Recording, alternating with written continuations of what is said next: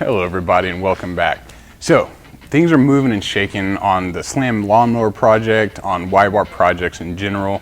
I got a new toy to play with, got a lav mic here, got my little button thing on the back, the other side hooked up to the camera. But today we're moving on the Slam lawnmower. So I got it back in here. There's a couple things that I want to do, and by the end of the video I want to have primer on this and have it ready for paint. So in order to do that, first step, I'm going to be cutting out these old slots for the gear select and the blade height select, and I'm going to be patching those in with sheet metal. Then I'm going to be replacing this back strip over here. This was a support to help keep the fenders from sagging down, but this one turned out to be a lot softer and flimsier than I was expecting and I was hoping. So I'm going to cut this out of there, and I got some thicker sheet metal that I'm going to be replacing it with, and I'm thinking that may be like a good spot to do some sticker bombs. So if anybody's got stickers, I'll figure out a way for you to get them to me, and I'll slap them on the back of this thing. We can all just have fun looking at them. So first thing, I'm going to get the grinder down, cut out these slots, and get my cardboard, trace out the stencil, transfer it to the sheet metal, and then weld it in there. There is going to be one little issue with doing that. If I had to put a word on it, I would call it kind of an issue. But the shape of these fenders, right where these sections are, it has two bends to it. So it has the main obvious bend right here, but then when you look from the back or the front, it also slopes down toward the outside of the tire. So I'll be able to get a stencil that works fine. I'm sure I'll be able to transfer the stencil fine, but I think getting the sheet metal into the exact shape may be a little bit tricky. But I think worst case scenario, I can just tack it as I go and it'll naturally want to form if I pinch each spot together to match up with the body lines. It should do well enough, and then I can cover anything up with some body filler and then sand it down and we'll get to priming. So without further ado, let's get the grinder, make the fast movie stuff happen, and we'll get to work on this.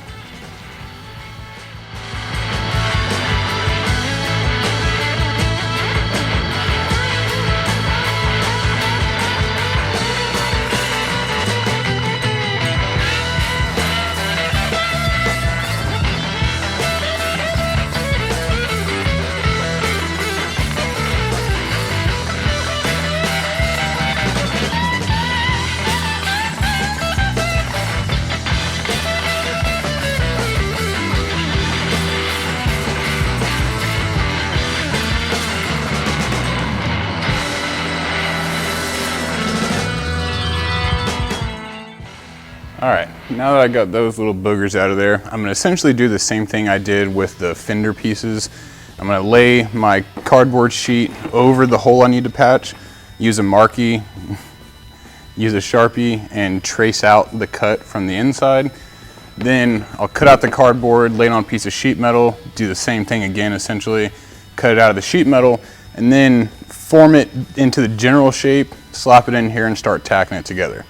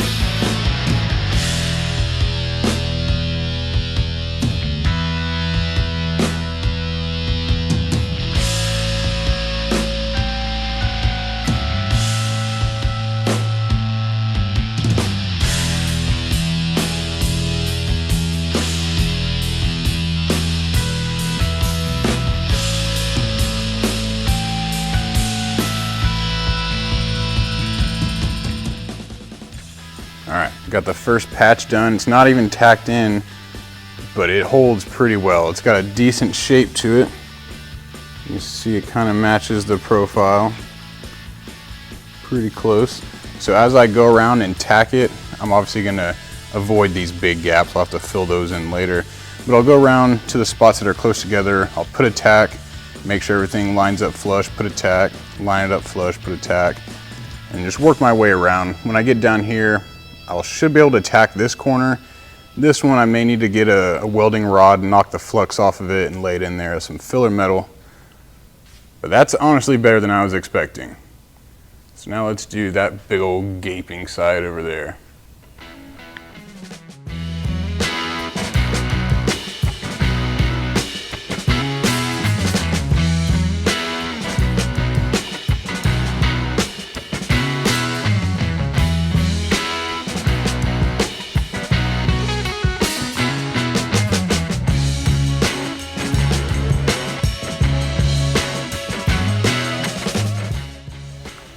All right, the other one may not be perfect. This one may be a little less perfect, but I think I can make it work. So I think if I get it set in there at about the way I want it, get a couple sides lined up flush, then I can tack the flush sides and then adjust the other sides to get them where I want them before I tack them.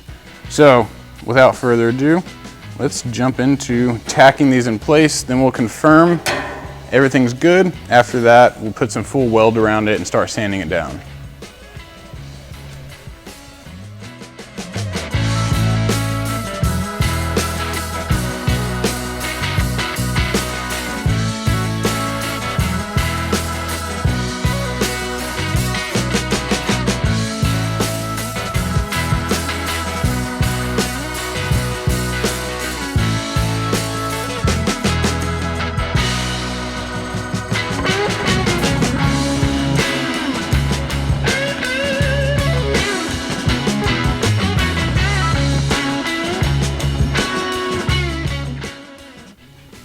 Well, there you have it in its final form.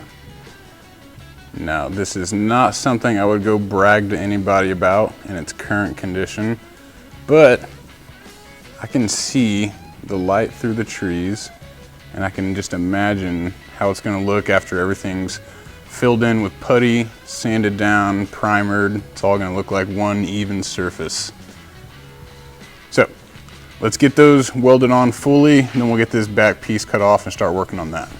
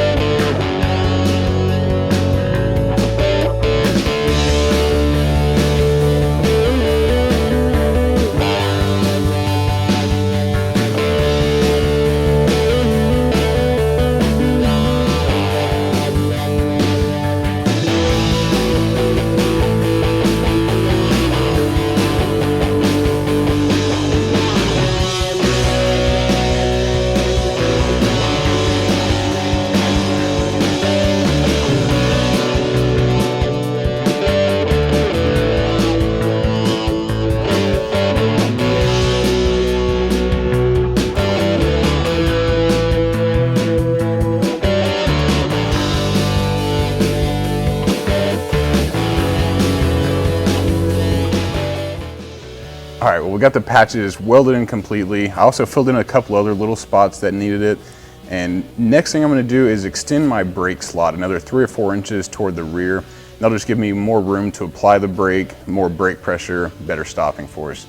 So after I do that, I'm gonna grind down all these welds, get them sanded and cleaned up, and then move on to this back panel piece.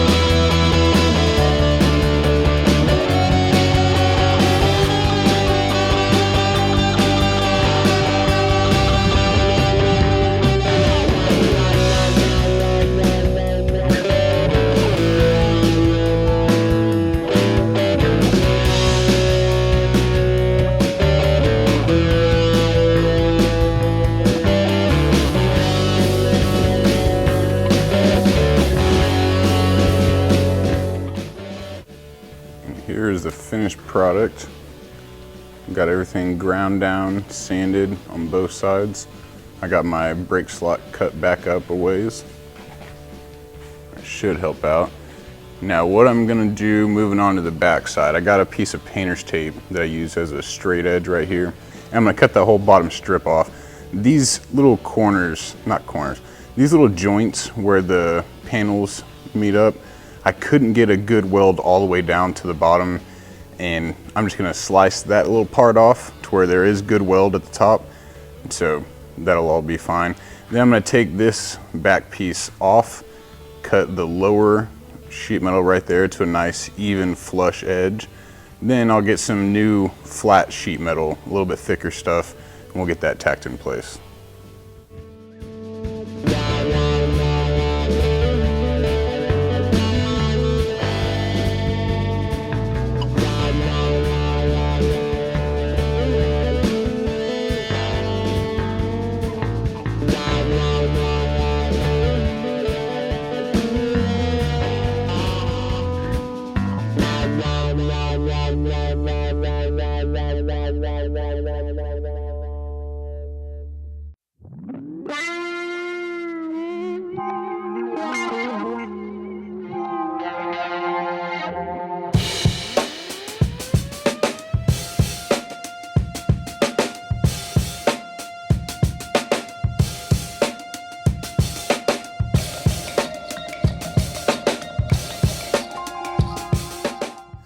All right, it pained me just a little bit to have to cut that Murray sticker off. I was trying to leave it on there as long as I could, but I think it looks a lot better now. So we'll get over it. What I'm gonna do for this back piece, I have the base from the forklift charger, and this stuff is a lot thicker, a lot stronger and sturdier than anything else I've used on this so far. And it has this little L-shaped foot that it used to sit on, and I can get just enough space in between these two holes and cut out a chunk of this L-shaped thick sheet metal, and it's gonna go in right here, and that L is gonna kick over towards the seat. And I would like to be able to put a weld down the side right here on the back on both sides, and then a weld along the seat to tie it in, make it all one piece. And that'll give me a big flat surface for all of your friendly little stickers that you send my way. So let's do that. Let's cut this up and get it tacked in there.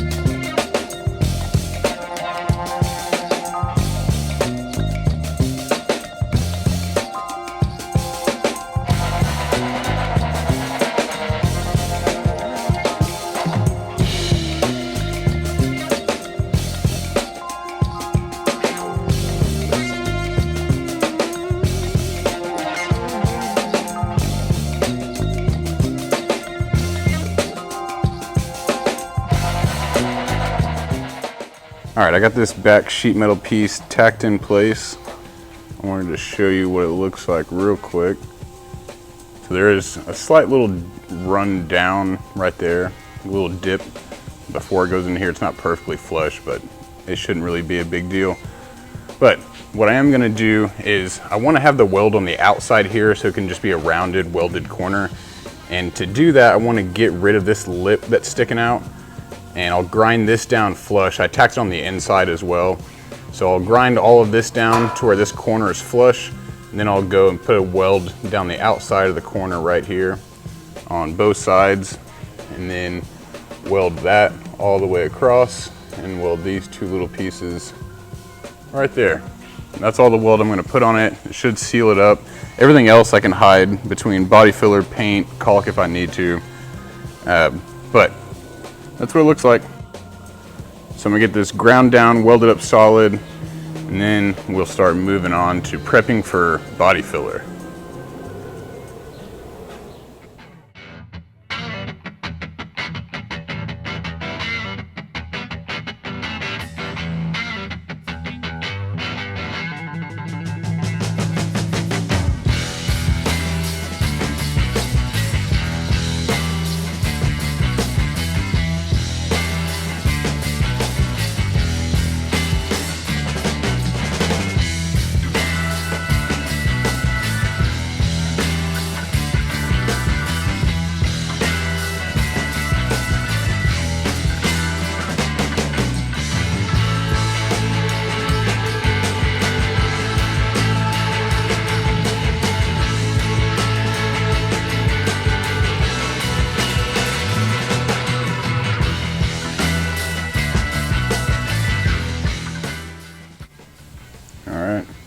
Got it all welded in solid. I got these corners sanded down pretty smooth. I think it looks half decent, right? Not bad. And on the front side, we got this big old hideous weld, but we'll be able to hide it. And so these corners are what I was talking about. I didn't want to put a weld on the outside and the inside of both corners. So I did it on the outside just so I could round it off and make it look smooth and flush. On the inside, if I need to, I can caulk them or put some body filler or something in there just to hide that. And basically the same with the weld. I'll wire brush it to the best I can, but I probably end up filling a lot of that in with body filler. So, finally, after a lot of time, effort, this is basically the body we're looking at. Got everything welded in, sanded down.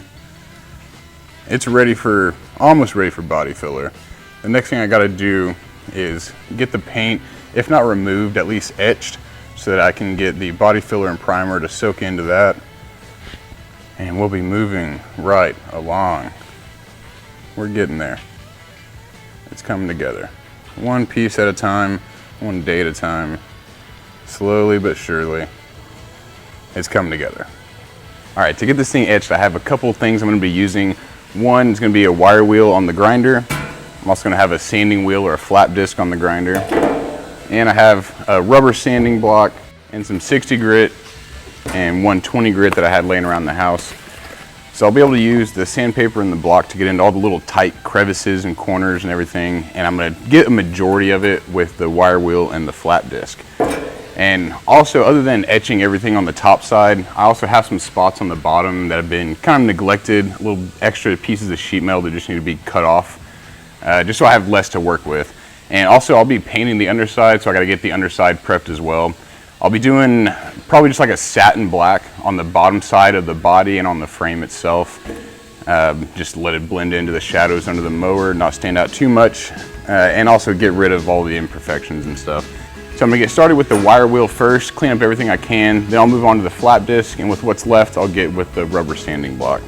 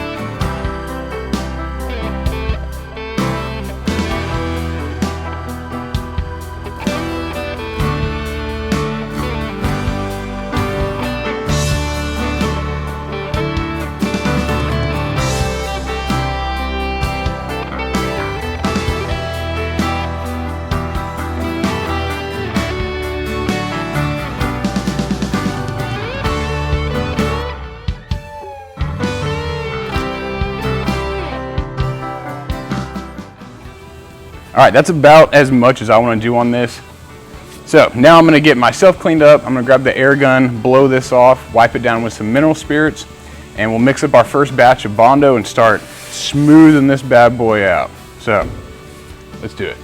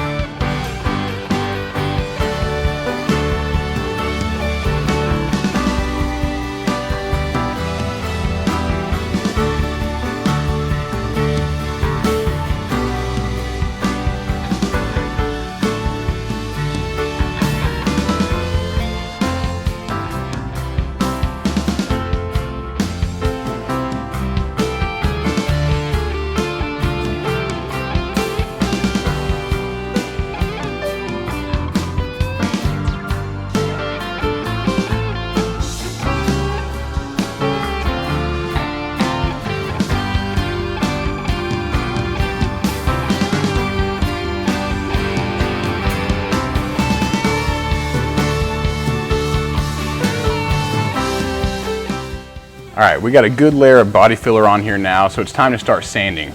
I'm gonna start off with 60 grit, put that on a block, and just go around the whole body, get everything I can.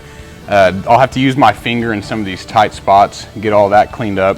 And after the 60 grit, I'm gonna move on to 120 grit. That'll fine tune it just a little bit more. And before I go on with the primer, I'll probably go with like a 240, maybe 300 grit, somewhere in that range. Just to get a nice smooth finish. Then I'll go on with the primer and later down the road with the paint. So let's get our block, 60 grit, and just start chopping away at this.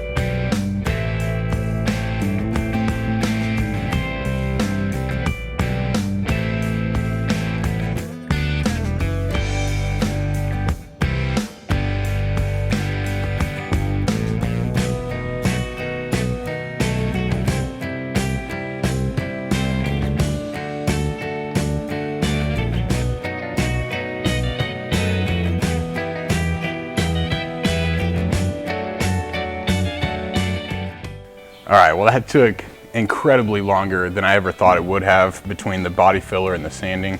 There was a few things that I realized after the fact that I could have done in the beginning to help cut out some of the time, like being more specific on exactly where and how much filler I apply.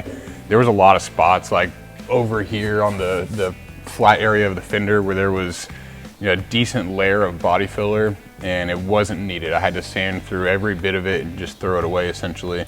But all the main spots are still there, and you can now see where the low spots were. Everywhere we see the body filler, it was a low spot. And it's pretty much all leveled out and smoothed out. The next thing I'm gonna do is hit it with some 120 grit and go over everything again, and then I'll go with some 300 or 400 grit, somewhere around there. Do that one last time, then hit it with a tack cloth to get it all cleaned up, and go on with our first coat of primer. And so far, the only tools that I've used as far as sanding is a 3M rubber sanding block and the sanding drill attachments that I had bought a while back to do the metal work, and they did not work at all for metal work, but they do help pretty well to get into these tight spots and get them sanded up and cleaned up pretty quick. And where the drill and the block couldn't get to, I just got a little piece of scrap sandpaper, used my finger and just get it all cleaned up. And with that, I'm actually able to apply a lot more pressure per square inch as opposed to the block or even the drill, where the pressure you're applying is being distributed a lot more, where when it's all on one little finger, you can really take a lot of material away with a couple swipes.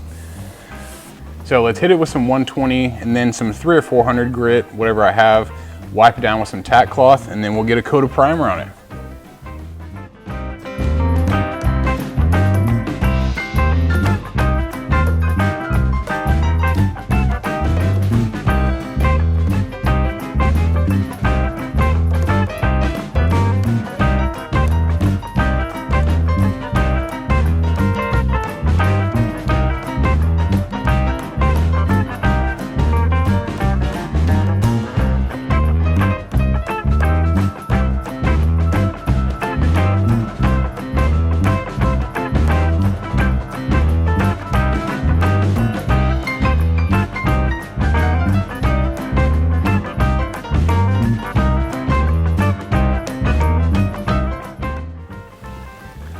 Well, here it is in all its glory. And between me and you, I have a little bit of a perfectionist problem. So I have a hard time knowing when to stop, when to say that's good enough, but I think that's good enough. I got 60 grit to knock the body filler down. I got 120 to smooth it out. And then I went in with a 320 to get a little bit smoother, get some of those scratches and gouges out of there. And I keep having to remind myself this is a lawnmower. I'm not gonna be winning car shows or nothing with this, so it's not gonna be perfect, pristine, spotless. There's gonna be little things wrong with it, and that's okay. Everybody's got a couple things wrong with them. This mower's gonna have a couple extra, and that's okay. So the next thing I'm gonna do is get the air gun with the compressor, blow as much dust off of this as I can. Then I'm gonna go back with some tack cloth, wipe everything down, and hit it with some primer. So let's do it.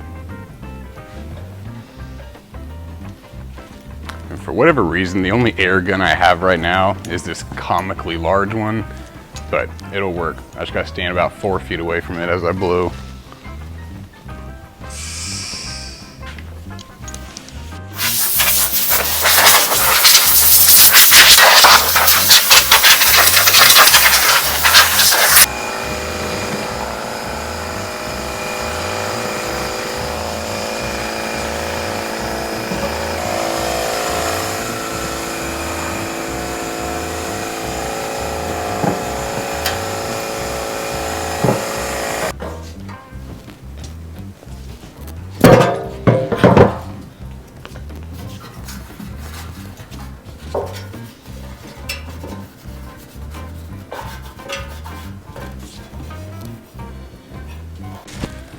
right, so everything is nice and cleaned up, prepped, ready to go. The primer I'm going to be using is Rust-Oleum Clean Metal Primer. It does say use on bare, painted, or lightly rusted metal. I think that defines this perfectly. So the way I'm going to do it, I'm going to go on with a very light and thin first coat and just kind of mist over all the surfaces, try to get in all the nooks and crannies, but I'm not looking for coverage. I want to do a light mist from about 8-10 inches away and just let it sit on there first. And then the second coat will come back and fill it in a little bit.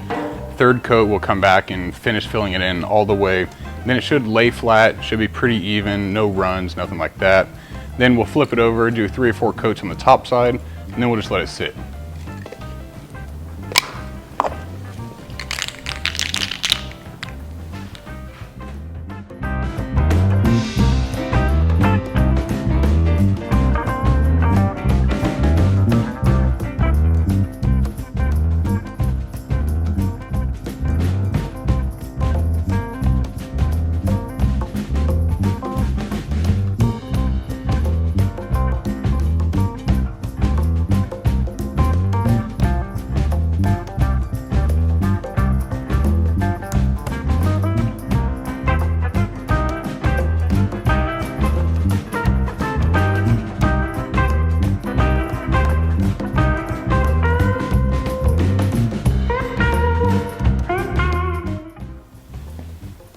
All right, well, you know, I thought it might never actually happen, but I got it all bondoed, I got it sanded, and I got it primered. And now I don't really have to worry about it too much as of right now. So I can just kind of set it to the side, work on the rest of the mower, get it all ready to go. Then I'm gonna do a coat of paint over everything all at once. And what I'm planning on doing is like a candy red, like cherry red, and I wanna have metal flake in it so it gives it that bass boat kind of sparkle. I think that's going to help me also hide some of the blemishes, some of the imperfections in the paint. Because if you want to find your imperfections, what I recommend is spraying a layer of primer over it.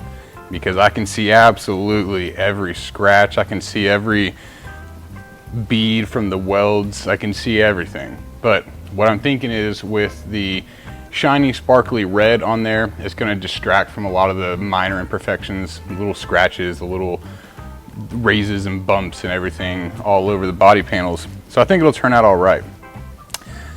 And that just about does it for this. Thank y'all so much for watching. It really means a lot. I love the community that's growing around the channel. I love talking to everybody, getting ideas. Everybody's got a little bit of input to throw in there, and it's very much appreciated. I have a ton of fun with this. And actually, to keep the fun rolling a little bit easier, it takes me quite a while, especially this time of year, to keep projects like this going because I don't know if you can tell right now, I'm inside a warehouse. I got all the doors open that I can have open, and it's still about 102 degrees inside the warehouse in the shade, and it's just almost absolutely miserable. So, I mean, between, I can take it, it's not that bad, but the phone that I'm filming on, I keep it in a case. I have a fear of breaking it. And that case makes it run pretty hot, especially in the summer heat like this. So I can film for a little bit, a few minutes, and then I have to put my phone in the refrigerator for about 10 minutes, and then I can film for 5 more minutes. So if you see a lot of time-lapse video, it's for that exact reason, because I can run time-lapse for 15-20 minutes without overheating the camera, whereas on full 4K video, I can run it for maybe 5 minutes before I gotta shut it down, throw it in the fridge. But anyways, what I was saying, to keep the fun rolling, to keep the community growing, I want to start doing some live streams once a week or every other week, and sit up in the office, crack open a cold soda, maybe have a snack, and just have an open time to talk with everybody. Get everybody up in the comments, ask me some questions. We can talk about my project, we can talk about your project, we can talk about space, we can talk about whatever we want to talk about. But I think that would be a lot of fun, and it would give me regular intervals that I can have something to do with the community. I feel like between part 10 and part 11, this part right here, there's been over a month gap. I think it's like 45 days, something absolutely ridiculous. And first of all, thank y'all so much for hanging in there and sticking it out. But it's kind of a drain on me. I want to put more content out there, but I'm limited on time between work, family, and just brutal heat. So I get limited amounts of time that I can do this. Recently, for most of this video, it was filmed between the hours of about 5 and 9 o'clock in the morning on Saturdays and Sundays, because that's the only time that it's kind of bearable to be out here. At that time, it's about 85 degrees inside and in the shade. Anyways, I feel like I've been rambling for a little bit. I'm gonna start doing live streams. Let me know down in the comments if you're interested in that. Let me know if a certain day or a time works best for you. It's gonna be after my work hours, so I'm thinking like Thursdays at 6 o'clock or Fridays at 5. That sounds kind of catchy. But yeah, I just want to sit in the air conditioning and hang out. We can talk shop, all that good stuff. So thank you so much for watching. Give me a thumbs up if you like what you see. Leave me a comment down below if you got something on your mind, and otherwise subscribe so you don't miss anything. Thanks again so much for watching. I'll see you on the next video.